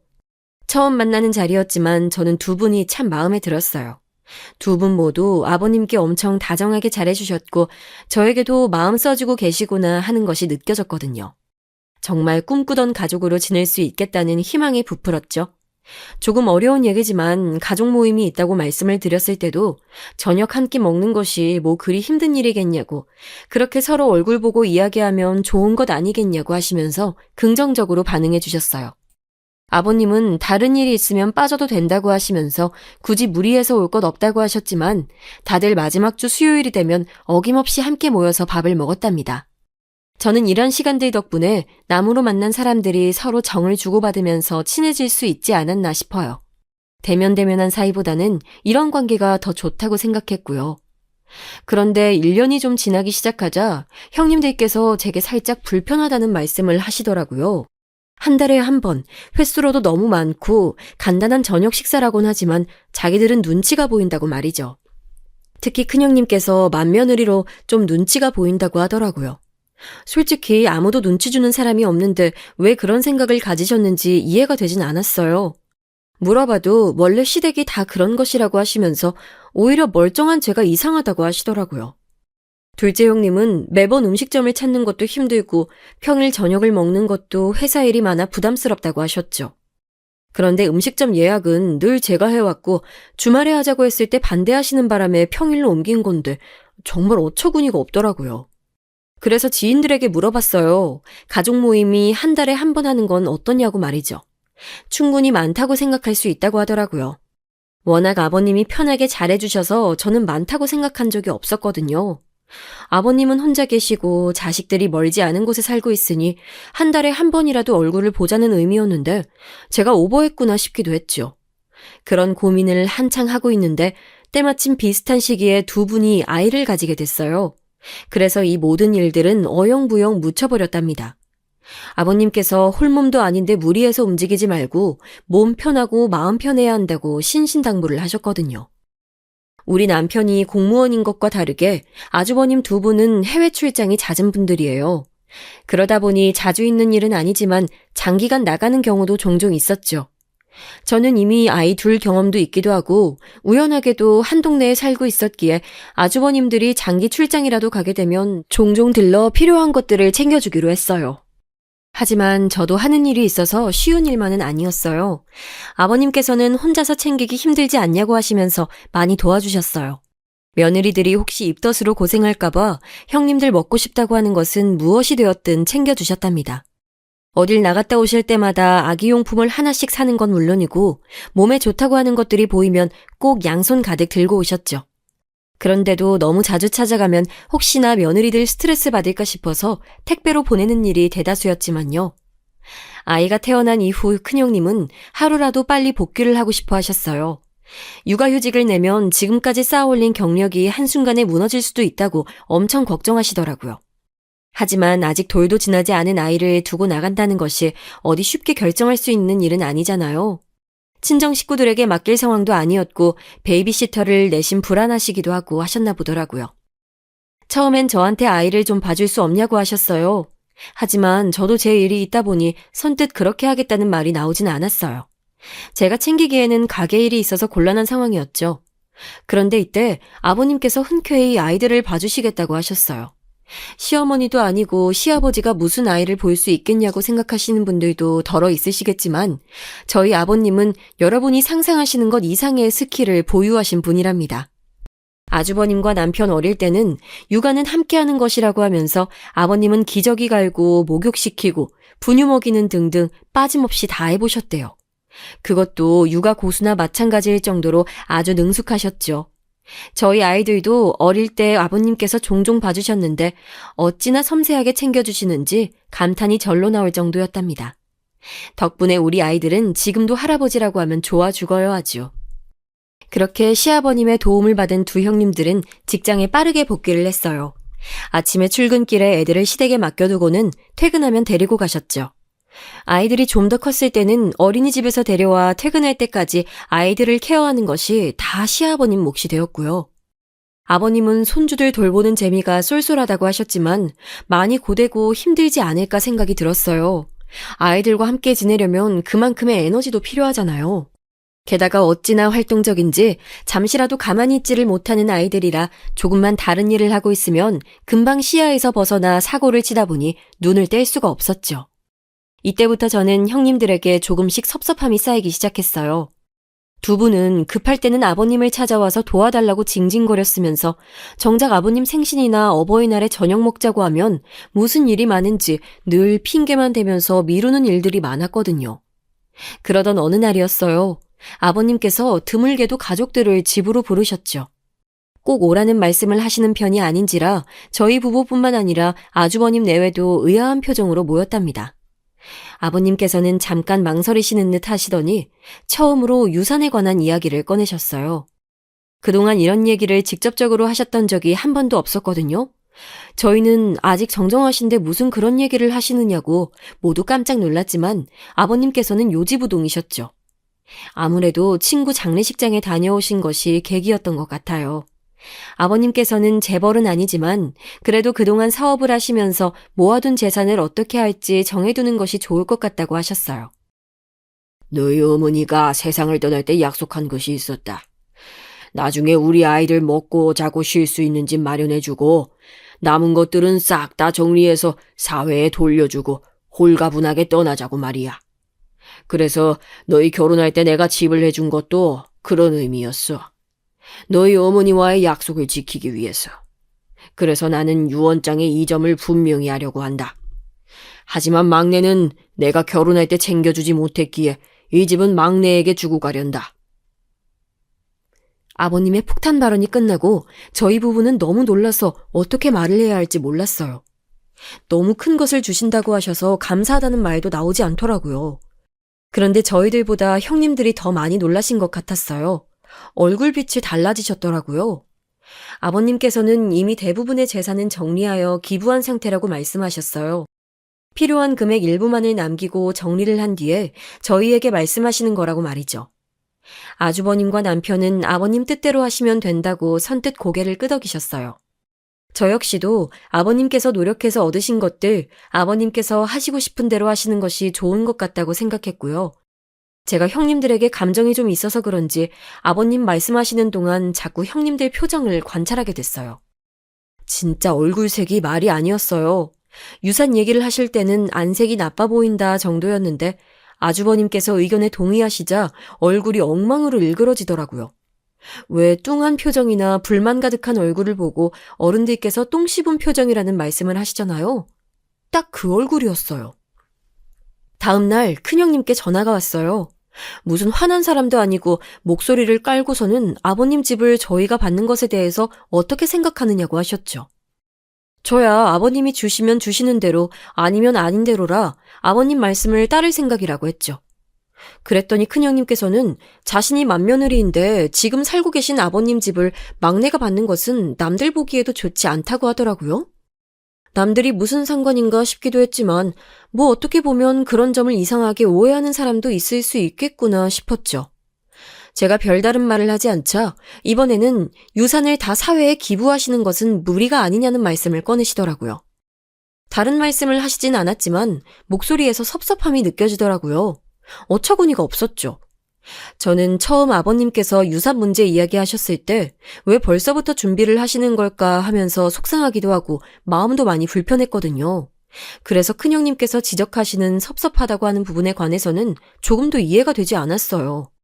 저는 아버님 말씀처럼 저희가 결혼할 때 저희끼리 대출받아 작은 아파트 전세로 시작했고 그 대출금을 다 갚은 것은 최근이라 아버님께서 신경을 쓰셨던 것 같다고 말씀드렸어요. 그랬더니 형님은 몇 번이나 저에게 결혼할 때 받은 것이 없냐고 확인 또 확인을 하시더라고요. 그렇다고 말씀을 드렸음에도 잘 생각해보라고 하면서 계속 같은 질문을 반복하시더라고요. 정말 받은 것이 없냐? 집 말고 다른 것으로 받은 것은 아니냐? 인테리어에 돈은 얼마 들었는지 알고는 있느냐 등등 무슨 취조받는 기분이 들면서 짜증이 나더라고요. 결국은 정색하고 도대체 뭐가 알고 싶으신 거냐고 물었더니 큰형님께서 오히려 화를 내시면서 됐다고 전화를 확 끊어버리셨죠. 다음 날은 둘째 형님께서 전화를 주셨더군요. 전 재산 기부라니 너무하신 말씀 아니냐고 하면서 볼멘 소리를 하셨죠. 자식들은 고생하면서 사는데 어떻게 그럴 수 있냐고 말씀하시는데 어처구니가 없었죠. 고생하면서 산다니 누가 그렇게 산다는 말인가 싶었어요. 사실 작은 형님은 작은 가게를 한번 해보고 싶다고 하셔서 아주버님께서 아주버님 몰래 차려주신 적이 있었거든요. 아주버님께는 친구와 동업을 하면서 대출을 받았다고 했지만 사실은 그거 다 아버님께서 해주신 것이었어요. 아이들을 곁에서 케어만 하자니 생활비가 빠듯하고 직장에 다니자니 아이들이 자꾸 눈에 밟힌다나 어쩐다나. 아버님이 그 말에 약해지셔서 작은 가게를 차려주셨답니다. 처음엔 의욕적으로 하는 것 같더니 요즘은 손님도 거의 없이 파리만 날리고 있었죠. 큰형님은 주식으로 돈을 날렸던 적이 있는데 그것도 아버님께서 아주버님 몰래 해결해 주셨어요. 친구가 알려준 정보라고 하면서 간도 크게 거금을 주식에 투자를 했는데 알고 봤더니 그 친구가 바람잡이 역할을 하던 사람이었던 것이죠. 아주버님께서 아시면 큰일 난다고 우시는 바람에 마음 약해진 아버님께서 도와주셨거든요. 앞으로는 절대로 주식에 손을 대지 않겠다고 약속까지 하셨던 분이었죠. 이 모든 일을 다 알고 있던 저로서는 형님들의 반응이 기가 차더라고요. 남편과 얘기를 해볼까 하다가도 워낙 이런 부분에 칼 같은 사람이라 차마 꺼낼 수는 없었죠. 우선은 형님들께 저도 남편도 아버님의 의견에 불만이 없고 아버님께서 하자고 하시는 대로 따라갈 생각이라고 분명히 못을 박았답니다. 그랬더니 두 분 다 한동안 제 전화를 전혀 받지 않으시더라고요. 나중에 알았지만 이미 집에서 아주버님께 서운하다고 얘기를 꺼냈다가 불벼락이 떨어진 상황이었다고 하더라고요. 그래서 저를 자기들 편으로 끌어들이면 좀 더 유리하지 않을까 싶어서 연락을 하신 것 같은데 제가 동의는커녕 아버님 편을 들었으니 더 화가 나셨겠죠. 이번 일을 계기로 저와 형님들 사이는 더 소원해졌답니다. 아버님의 유산 분배와 관련한 일이 있고 나서 어색했던 형님 동서 관계는 코로나가 터지면서 더 심해졌어요. 아버님께서는 혹시나 손주들이 코로나에 노출되면 어떻게 하시냐며 명절은 물론이고 생신이나 어버이날도 그냥 전화만 해도 충분하다고 절대로 와서는 안 된다고 와도 문은 안 열어줄 것이라고 말씀하셨어요. 절대로 오지 말라고 하시면서 전화만 해도 충분하다고 하셨어요. 하지만 저는 전화 드릴 때마다 괜찮다, 불편한 것은 없다, 잘 지내고 있다고 아버님께서 말씀하셨지만 신경이 많이 쓰이더라고요. 그래서 일주일에 한 번은 꼭 퇴근길에 들려서 아버님 얼굴도 뵙고 냉장고도 챙겨보고 했답니다. 그런데 어느 날 평소처럼 전화를 드렸는데 전혀 받지를 않으시더라고요. 평소에도 전화만큼은 빨리 받으시는 분이라 걱정이 되기 시작했죠. 집으로 찾아갔지만 아무리 불러도 반응이 없었어요. 주무시나 싶기도 했지만 이렇게까지 소리를 지르며 불렀는데 반응이 없다면 무슨 일이 터진 것이 분명하다 싶더라고요. 괜한 기분이 들어 열쇠를 따고 들어갔더니 아버님께서 쓰러져 계셨어요. 정말 지금도 그때만 생각하면 손발이 덜덜 떨려오고 머릿속이 하얗게 변하는 것 같아요. 저는 급하게 구급차를 부르고 남편에게 전화를 했어요.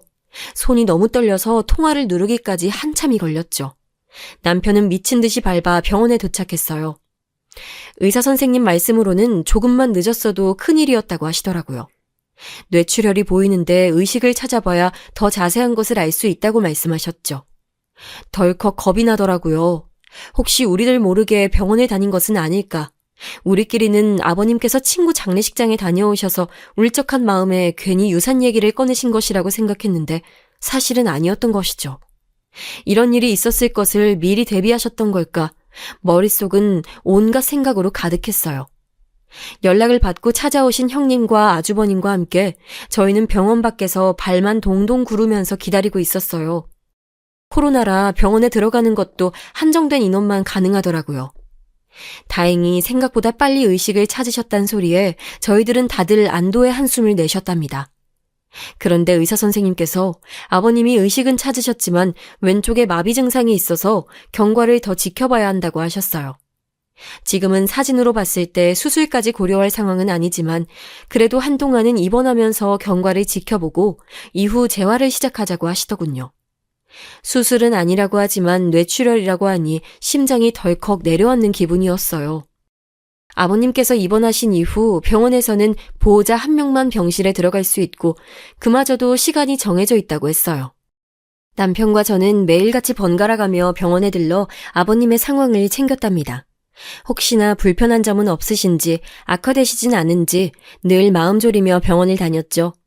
그렇게 병원을 오가던 저희 부부는 아버님께서 퇴원하신 이후의 상황에 대해서 이야기를 몇 번이나 나눴어요.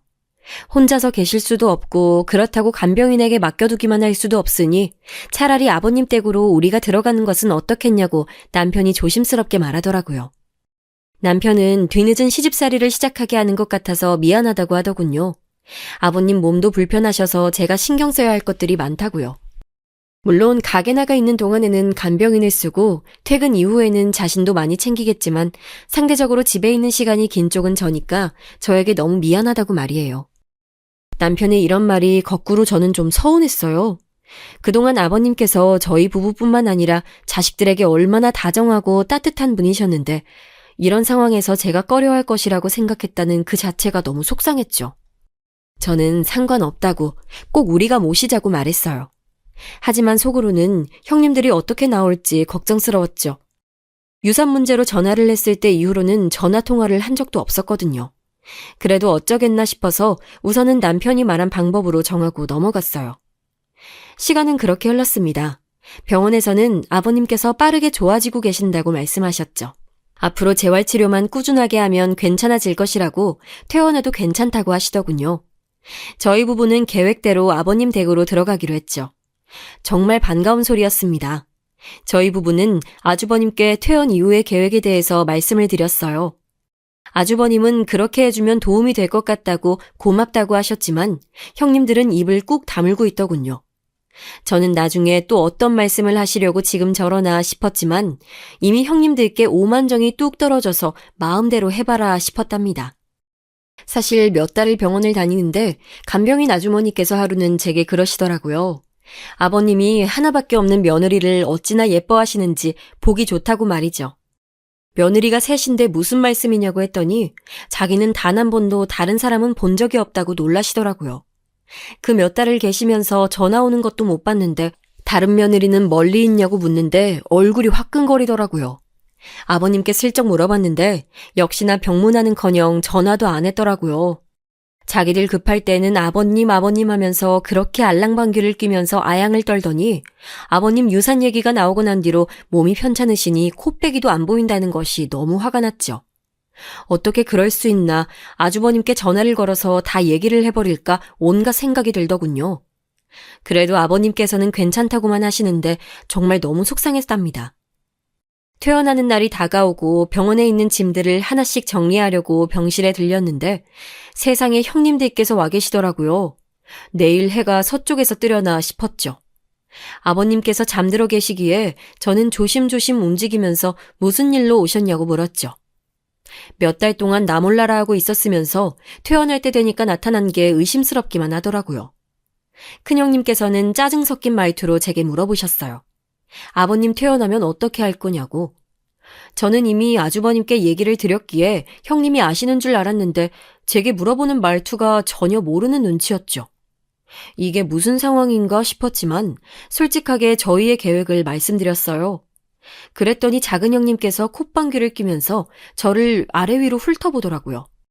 저는 울컥 올라왔지만 아버님께서 잠들어 계셔서 소리 죽여 말씀을 드렸죠. 남편이 그것을 바랬고 저 역시도 같은 마음이라 아주버님께 말씀드리고 허락도 받았는데 모르고 계셨냐고 말이죠. 두 분은 서로 눈빛을 교환하더니 팔짱을 끼고 앉아서는 당당하게 말하더라고요.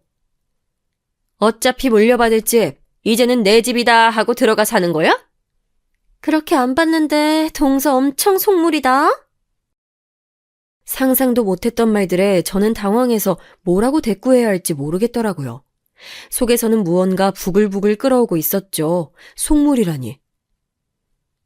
어차피 우리는 저 노인네 못 챙겨. 그러니까 동서가 좀 알아서 해봐. 속물이라 정말 다행인 거지?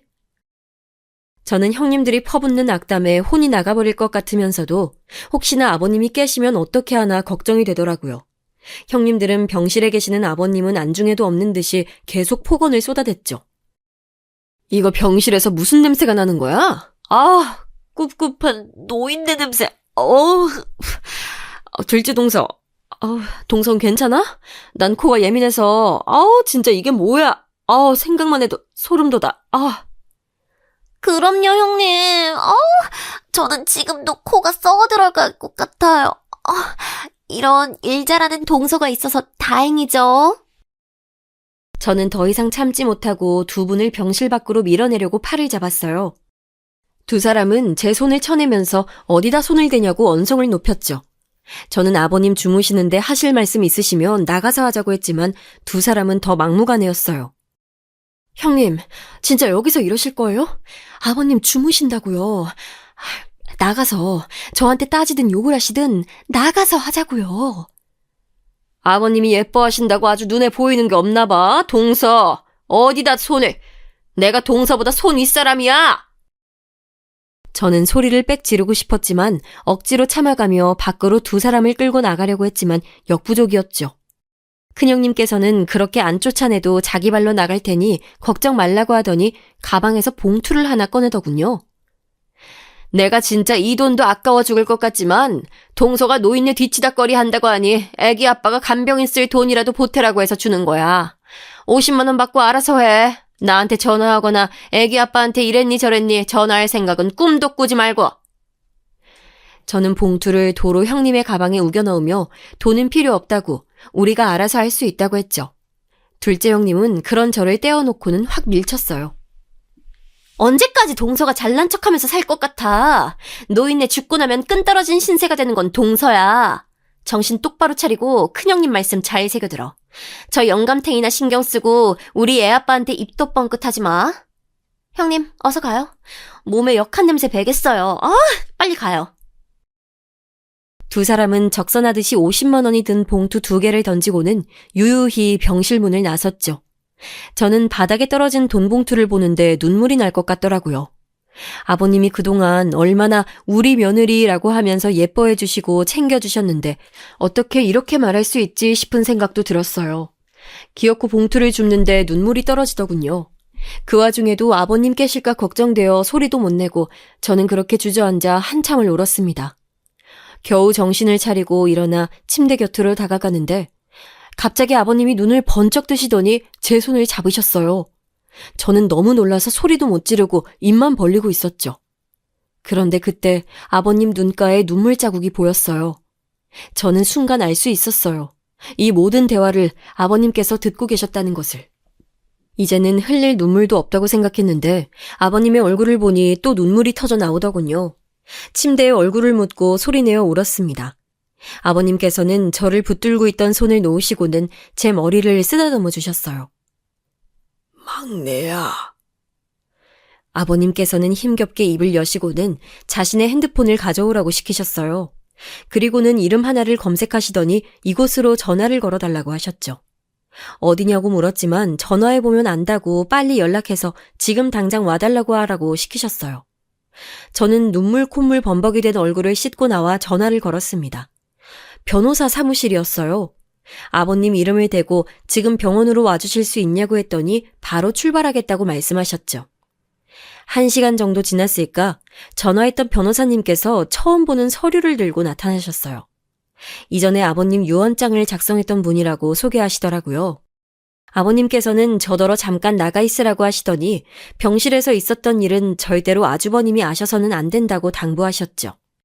병실을 나서면서 힐끗 돌아보니 변호사님께서 녹음기를 꺼내시더라고요. 아직은 말이 불편하신 편이라 아버님께서 느린 발음으로 말씀하시는데 변호사님께서는 그 모든 것을 녹취해 두시려고 하는 것 같아 보였어요. 저는 남편에게 전화를 걸어 방금 있었던 일들을 고스란히 전했습니다. 당연히 남편은 화가 머리끝까지 나서 형수고 나발이고 다 필요 없다고 가만두지 않겠다고 난리였죠. 저는 절대 아주버님께 말하지 말라고 남편을 진정시켰어요. 아버님께서도 들었다고 했더니 전화기 너머로 남편의 엉엉 우는 소리가 들렸어요. 남편은 지금껏 형수라고 부르면서 깍듯하게 대했던 것이 너무 후회된다고 하더군요. 저는 남편에게 아버님께서 절대로 얘기하지 말라고 했으니 우리는 가만히 있어야 한다고 타일렀죠. 변호사님까지 부르신 것으로 봐서는 심상치 않을 것 같다고 말이에요. 남편은 퇴근하면 바로 병원으로 갈 테니 퇴원 수속을 앞당길 수 있으면 앞당겨보자고 했어요. 저 역시도 같은 생각이었죠. 변호사님이 가신 이후 아버님께 병원에서 수속을 당겨도 된다고 했으니 지금 집으로 가자고 말씀드렸어요. 한동안 빈집이었던 탓에 청소하고 정리할 것이 아직 남았으니 며칠은 저희 집에서 지내시는 것으로 하자고 말이죠. 아버님께서는 고개를 끄덕이시며 제 손을 꼭 잡으셨어요. 특별한 말씀이 있던 건 아니었지만 저는 그것만으로도 충분했죠. 아버님 퇴원 이후 저희 부부는 바쁘게 움직였어요. 살고 있던 집은 전세로 주고 이사를 했죠. 아이들은 좋아하는 할아버지와 하루 종일 있을 수 있다는 것이 너무 좋다고 엄청 신나했답니다. 오죽하면 학원도 빼먹고 할아버지 옆에서 쫑알쫑알거리며 같이 놀고 싶어하는 애들을 달랬답니다. 병실에서 말했던 것처럼 형님들은 약속한 대로 매달 50만 원씩 제게 보내줬어요. 저는 그 돈을 한 푼도 쓰지 않았어요. 물론 사용해도 상관은 없었지만 간병인을 불러도 제 돈으로 하고 싶더라고요. 아버님을 그렇게 무시하는데 그런 사람들의 돈을 아버님을 위해 쓰고 싶지 않았거든요. 그렇게 몇 달이 흐르고 아버님께서는 눈에 띄게 좋아지셨어요. 걷는 시간도 많이 늘었고 말씀도 많이 좋아지셨죠. 본인 스스로도 좋아진 것이 느껴지시는지 표정도 많이 밝아지셨답니다. 그러던 어느 날 아버님께서 형님과 아주버님을 집으로 불렀어요. 그날은 병실에서 마주치로 처음 서로 얼굴을 마주하는 날이기도 했어요. 그동안 저는 그 사람들이 말했던 것처럼 단 한 번도 전화를 하지 않았어요. 당연히 아버님 소식을 알고 싶어 하지도 않았죠. 아주버님이 출장을 다녀오면 아버님을 뵙겠다고 오셨는데 그때도 매번 혼자 오시거나 애와 함께 오실 뿐 형님들 모습은 볼 수가 없었어요. 일이 바쁘다고 하는데 그거 다 개소리였죠. 저한테 한 말도 있는데 무슨 낯짝으로 나타나거나 전화하겠어요. 하여튼 얼굴을 마주하는 그 자리에 병실에서 만났던 변호사님도 오셨어요. 가족들은 낯선 사람의 등장에 의문을 표했지만 아버님은 아무 말씀도 하지 않으셨어요. 가족들 모두가 모인 자리에서 아버님께서는 유언장을 바꿨다고 말씀하셨어요. 순간 집안에 정적이 흘렀죠. 형님들은 일시정지 버튼을 누른 사람처럼 조금도 움직이지 않고 있었죠. 물론 저도 마찬가지였어요. 유언장의 변동은 예상하지 못했거든요. 재산 정리했다는 말 다 거짓말이었다. 너희들이 미련을 갖지 않길 바랐기 때문이었어. 자기 것이 아닌데 자기 것이 될 수 있다고 생각하면서 살까봐 진실을 숨기기로 했지. 사실은 모든 것은 다 그대로였다. 내가 죽고 나서야 유언장에 적힌 대로 변호사 이폐하의 재산을 처분하기로 되어 있었다. 아버님께서는 기존의 유언장을 찢으시며 이 유언장은 없던 일로 하겠다고 하셨어요. 생각이 많이 바뀌셨다고 말씀하시면서 아버님은 형님들을 한번 쳐다보셨죠. 저는 이 순간 형님들의 얼굴이 너무 궁금했어요. 저에게 아버님 유산이 어쩌고 하면서 그렇게 말들도 많았잖아요. 거기다 유산을 욕심내며 왜 사회에 환원하는지 이해할 수 없다고도 했죠. 무엇보다도 저희가 아버님 집을 물려받는다는 것을 자존심 상하기도 하셨고요. 그래서 저는 그들이 탐냈던 많은 유산이 환원된 것이 아니라 그대로 있다는데 어떤 반응을 보일지가 상상이 안 되더군요. 고개를 숙이며 두 사람을 바라보니 자기들끼리 시선을 교환하면서 불안해서 어쩔 줄 몰라 하더라고요. 저도 느꼈는데 이들이 몰랐을 리가요. 아버님이 말씀하시는 동안 형님들을 몇 번이나 바라보셨거든요. 형님은 어떻게든 이 상황을 피해보고 싶었는지 아버님을 부르며 다가갔어요. 하지만 아버님은 들은 척도 하지 않고 말씀하셨죠. 내가 병원에 있으면서 아주 많은 것을 알게 됐다. 특히 큰애와 작은애가 어떤 마음으로 우리 아들들이랑 결혼했는지, 나를 어떻게 생각했는지 알 수 있는 기회도 생겼고 말이다. 아버님 말씀이 끝나자마자 형님들은 사색이 되어 잘못했다고 빌기 시작했어요. 아버님은 형님들 쪽을 한번 바라보고는 변호사에게 새로운 유언장을 읽어주라고 하셨어요. 목소리를 가다듬은 변호사님께서는 아버님의 의지로 수정된 유언장이 확실하며 그 모든 과정은 녹취가 되어 있다고 강조했어요. 내가 가진 재산의 50%는 재단을 설립하여 기부를 할 것이며 그 관리는 전문인을 채용해서 진행할 것이다. 재산의 남은 50% 중에서 이 집을 제외한 모든 것은 막내 아들에게 물려준다. 다만 이 집은 막내 며느리에게 준다. 만약 첫째 아들과 둘째 아들이 지금의 부인과 이혼을 하게 된다면 셋째가 혼자서 받기로 한 50%를 첫째 15%, 둘째 15%, 막내 20%씩 나누어 물려준다. 또한 집은 변동 없이 막내 며느리에게 물려준다. 변호사님의 낭독이 끝나고 아주버님들은 충격받은 얼굴로 아버님께 물었어요. 갑자기 무슨 이혼 얘기를 하시는 거냐고 말이죠. 아주버님 입장에서는 갑자기 뒤통수 치는 소리인 것이 분명했거든요. 아버님은 침착하게 둘이 병원에 찾아왔던 얘기를 담담하게 말씀하셨어요. 이야기를 다 듣고 난 아주버님은 그럴 리 없다고 하셨어요. 흔들리는 눈을 보면서 망설여지기도 했지만 저는 솔직히 모든 이야기들을 했어요. 아직까지도 머릿속에 생생하게 남아있던 대화 내용들을 그대로 전했죠. 거기다 그동안 형님들이 했던 말들, 행동들을 모조리 고백했어요. 유언에 관해 처음 이야기한 그날도 마찬가지였죠. 심지어 과거 아주버님 몰래 아버님께서 처리해 주셨던 것까지 하나도 빼놓지 않고 전부 다 말했어요. 주식 사건과 가게 자금까지도 말이죠. 큰 아주버님은 몸을 휘청거리다 바닥에 앉아서는 넋이 나간 사람처럼 어떻게 네가 그럴 수 있냐고 하셨어요. 그리고는 아버님께 죄송하다고 고개를 숙이셨죠. 작은 아주버님은 이런 사람과는 하루도 더 못 산다고 당장 이혼하자고 소리치셨어요. 작은 형님은 갑자기 무릎을 꿇고는 아버님의 다리에 매달려 자신이 잘못했다고 한 번만 용서를 해달라고 빌기 시작했어요. 큰형님도 질세라 아버님 앞에 무릎 꿇고 앉으셔서는 빌기 시작했죠. 그 모습에 남편은 몇 번이나 주먹을 쥐었다 폈다 하며 화를 참고 있었죠. 그는 꾹꾹 눌러 참으며 어떻게 용서해달라는 말이 나오느냐고 소리를 쳤지만 형님들 귀에는 들리지 않는 것 같았어요. 아버님은 재고의 여지 없이 다 끝났다고 하셨지만 두 사람은 꼼짝도 하지 않았어요. 그렇게 바닥에 납작 엎드린 두 사람은 자신들을 용서해달라고 울면서 빌었지만 들어주는 사람이 아무도 없었죠. 한참을 절망하며 바닥만 보던 아주버님은 형님을 끌어내어서는 집으로 돌아가셨어요. 저와 남편은 먼저 가보겠다는 말에 허리 숙여 인사만 할 뿐 입이 떨어지지 않더라고요. 다음 날부터 형님들은 집으로 찾아오기 시작했어요. 아버님께서 절대로 문을 열어주지 말고 전화도 받지 말라고 하셨기에 밖에서 아무리 우는 소리가 들려도 못 들은 척했죠. 자기들도 아무리 집으로 찾아와서 만나달라고 빌어도 방법이 없다는 것을 아셨는지 이제는 제 가게로 찾아오시더라고요. 저더러 어떻게든 아버님을 설득해달라고 난리였죠. 저는 그렇게 하고 싶은 마음이 전혀 없었어요. 그랬더니 아주버님께서 이혼을 요구하셨다고, 자기는 이렇게 못 헤어진다고, 진상도 이런 진상이 없더라고요. 저는 예전에도 그랬지만 지금도 아버님 말씀을 어길 생각이 없으며 그럴 힘도 없다고 했어요. 처음에는 애원하던 형님도 점점 행동이 커지고 말이 거칠어지기 시작하셨죠. 그래도 저는 아버님 핑계를 대고는 꿈쩍도 하지 않았어요. 두 사람도 점점 지쳐가는지 찾아오는 빈도수가 줄기 시작하더라고요. 그렇게 몇 달의 시간이 흘렀습니다. 기억 속에 잊혀져 갈 때쯤 남편이 알려주더라고요. 큰아주버님은 이혼을 하셨다고 말이죠. 다행스럽게도 합의 이혼을 했으며 양육권은 아빠가 갖고 있기로 했다네요. 건너 들었는데 큰형님은 자기 부모님이 있는 미국으로 갔다고 하더라고요. 둘째 아주버님은 아직 이혼 소송 중이라고 해요. 둘째 형님이 위자료를 엄청나게 부르면서 이 돈을 주지 않으면 이혼 못한다고 하는 바람에 한창 진흙탕 싸움 중이죠. 곧 결론이 난다고는 하는데 그 과정에서 아이들이 상처받지 않았으면 좋겠다 싶었습니다.